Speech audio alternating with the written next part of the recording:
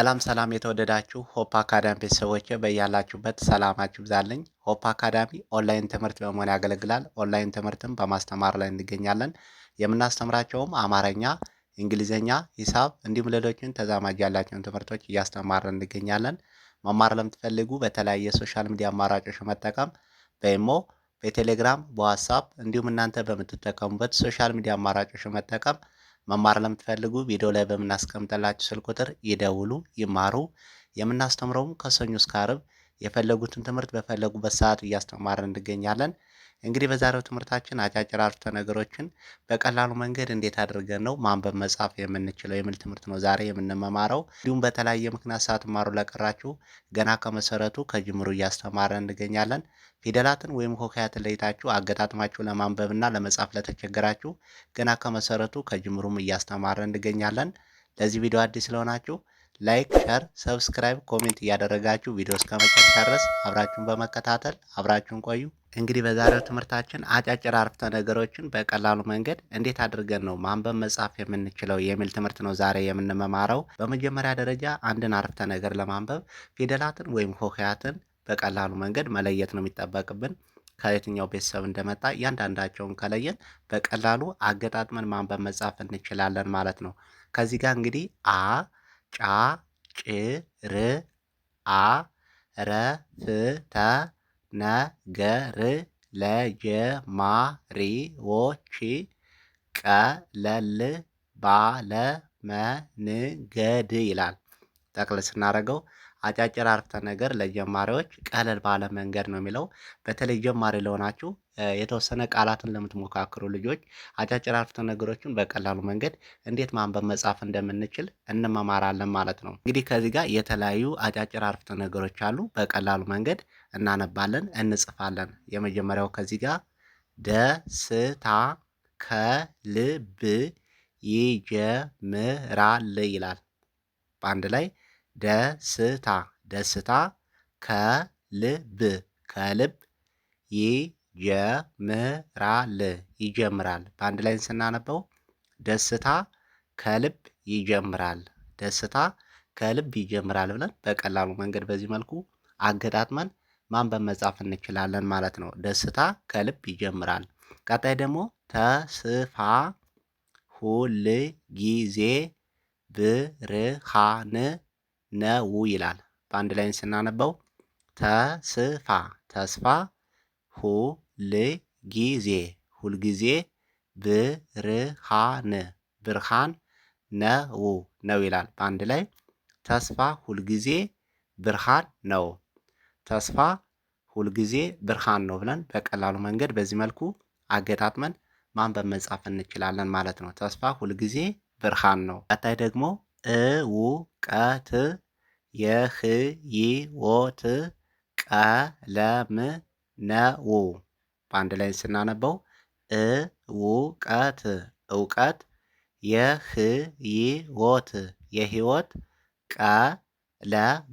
ቀለም ነው ይላል። በአንድ ላይ እውቀት የህይወት ቀለም ነው ይላል። እውቀት የህይወት ቀለም ነው ብለን በቀላሉ በዚህ መልኩ አገጣጥመን ማንበብ እንችላለን። ከዚህ ጋር ሁሎችም የተለያዩ ፊደላት ናቸው። ከተለያየ ቤተሰብ የመጡ ናቸው።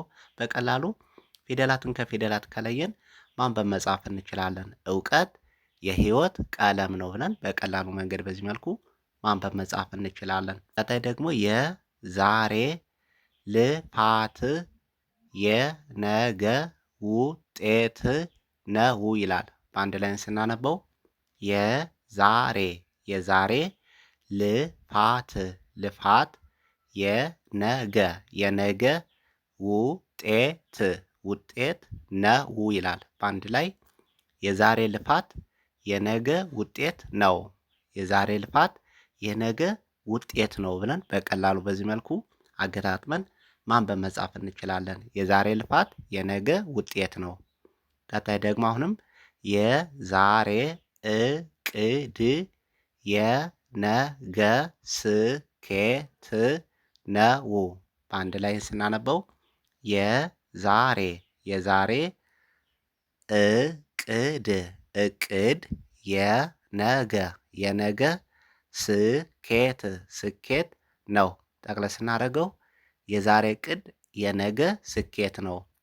የዛሬ እቅድ የነገ ስኬት ነው ብለን በቀላሉ መንገድ በዚህ መልኩ አገጣጥመን ማንበብ መጻፍ እንችላለን። የዛሬ እቅድ የነገ ስኬት ነው። ቀጣይ ደግሞ እዚህ ጋር ፍቅር ልብን ያበራል። በአንድ ላይ ፍቅር ፍቅር ልብን ያበራል ይላል። በአንድ ላይ ስናነበው ፍቅር ልብን ያበራል ፍቅር ልብን ያበራል ብለን በቀላሉ በዚህ መልኩ ማንበብ መጻፍ እንችላለን። ፍቅር ልብን ያበራል። ቀጣይ ደግሞ ጊዜን በጥበብ ተጠቀም ይላል። በአንድ ላይ ጊዜን በጥበብ ተጠቀም ብለን እናነባለን እንጽፋለን። ጊዜን በጥበብ ተጠቀም ጊዜን ሁልጊዜም በጥበብ መጠቀም። ቀጣይ ደግሞ ያለ እቅድ ስኬት የለም። በአንድ ላይ ስናነብ ያለ እቅድ ስኬት የለም ይላል። በአንድ ላይ ያለ እቅድ ስኬት የለም። ያለ እቅድ ስኬት የለም ብለን በቀላሉ መንገድ በዚህ መልኩ አገጣጥመን ማንበብ መጻፍ እንችላለን። ያለ እቅድ ስኬት የለም። ቀጣይ ደግሞ ጥበብ ሰላምን ያመጣል። በአንድ ላይ ስናነበው ጥበብ ሰላምን ያመጣል ይላል። በአንድ ላይ ጥበብ ሰላምን ያመጣል ብለን በቀላሉ መንገድ በዚህ መልኩ አገጣጥመን ማንበብ መጻፍ እንችላለን ማለት ነው። ቀጣይ ደግሞ ጠንካራ ልብ አይሸነፍም። በአንድ ላይ ጠንካራ ልብ